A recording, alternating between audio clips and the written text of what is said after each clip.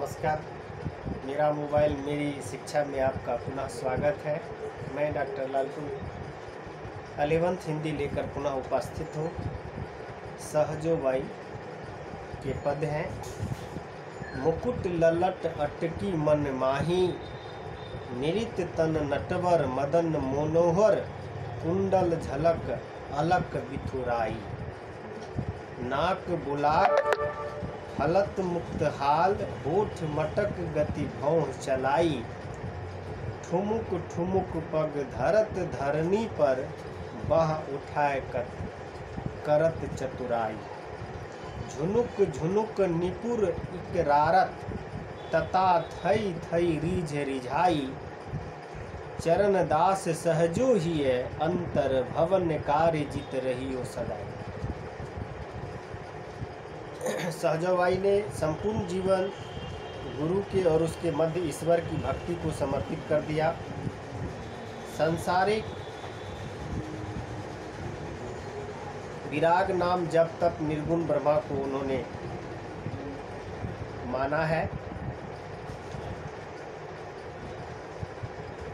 इस प्रकार से उनकी जो भक्ति भावना है वो मुख्य रूप से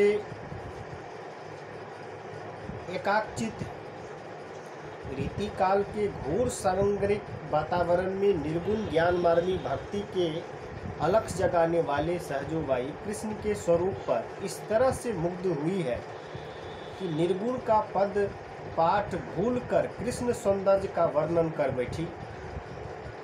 इनके अनुसार शिशु कृष्ण के माथे पर जो मुकुट है उसमें झालर सौंदर्य का जो वर्णन कर बैठी, उसके अनुसार कूदने और उनके हिलने डोलने से गजब का सौंदर्य विधन होता है। सहजों का मन चित्त उसी लटकन में अटक कर रह गया है।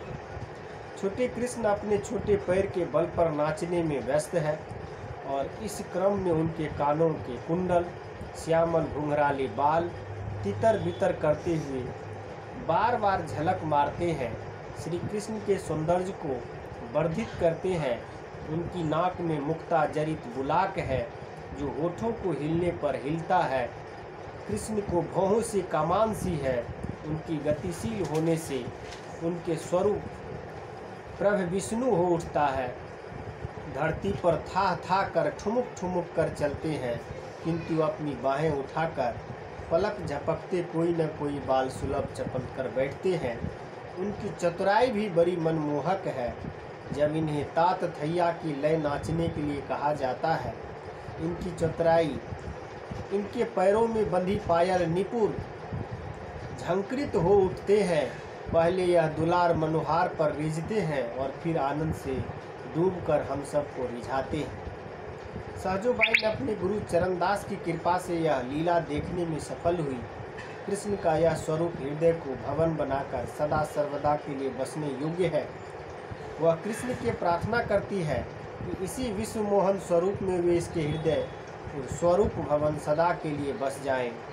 प्रस्तुत पद में वात्सल रस का वर्णन हुआ है। अनुप्रास, विविधता, उपमा और अलंकार का सुंदर वियोग का प्राप्त हुआ है। इस पद में जो वर्णन है, भीतर सगुण निर्गुण भक्ति का जो अंतर विरोध है उसका एक तरह से निरस हुआ है और उनकी निवृत्त भक्ति उत्तरंत आनंद भीति को प्रकट रूप दिया है। दूसरे जो पद है, राम तजु पे गुरु न विसारूं, गुरु सम हर को न निहारूं। हरि ने जन्म दियो जग माही, गुरु ने आगावन छुटाही। हरि ने 5 चोर दिए साथा, गुरु ने ले छुटाए अनाथा। हरि ने कुटुंब जाल में गेरी, गुरु ने काटी ममता वेरी।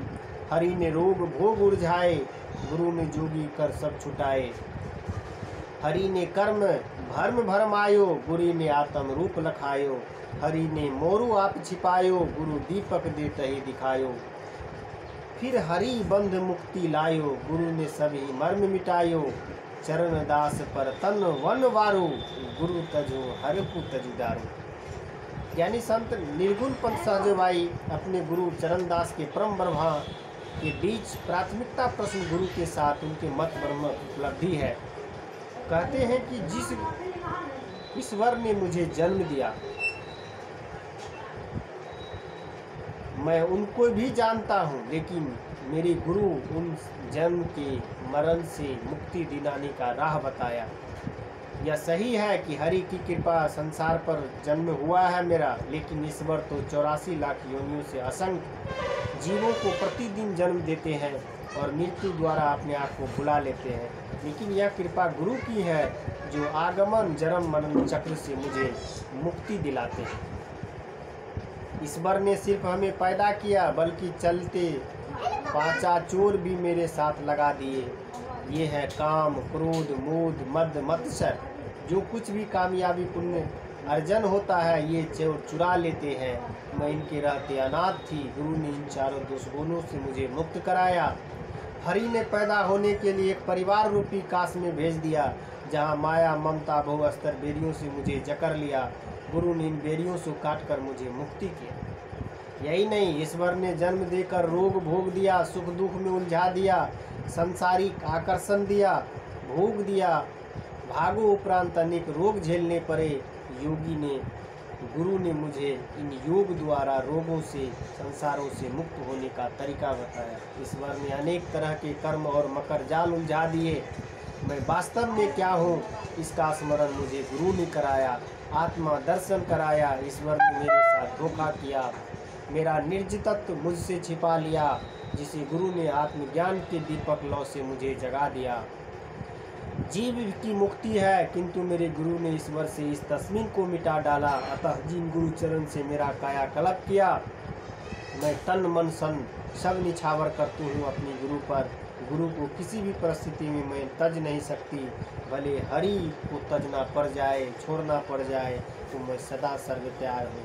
मेरी गति राम ही गुरु में लीन होनी ही है। प्रस्तुत पद में बहुत ही अच्छी एकाग्रता दर्शाई गई है। स्वाभाविक रूप से अनुप्रास अलंकार यत्र तत्र उपलब्ध है। शांत रस का बहुत ही अपूर्ण प्रभाव क्षमता संपन्न हुआ है। इस प्रकार से सहजो भाई ने अपनी प्रस्तुति दी। कुछ ऐसे प्रसंग व्याख्या आपसे पूछे जा सकते हैं। मुकुट लकट अटकी विरुथाई व्याख्या करें, या फिर नाक बुलाक हलत करत चुतराई, हरि न रोग भोग उलझाए। इन सबों को आप एक बार जरूर देख लें, या फिर एक दो लाइन जो है कविता की दही रहेगी, जिसमें पूछा जाएगा ये पंक्ति किसकी है। हरि ने कर्म भर भरमायो, गुरु ने आत्म रूप लखायो। तो ये साजाबाई द्वारा लिखी गई जो कविता है बहुत अच्छी है। छोटे छोटे प्रश्न भी पूछे जाएंगे, या कुछ जो वस्तुनिष्ठ प्रश्न है इस प्रकार से रहेंगे कि साजोबाई का जन्म कहाँ हुआ, तो राजस्थान में। उनके गुरु कौन थे, तो हरिप्रसाद भार्गव थे। साजोई ने अपना संपूर्ण जीवन किसको समर्पित करने की बात कही, तो गुरु और उनके माध्यम से ईश्वर से। साजोबाई किसके नहीं छोड़ सकती है, तो गुरु चरण को। इस प्रकार से जो है छोटे छोटे प्रश्न आपसे पूछा जाएगा।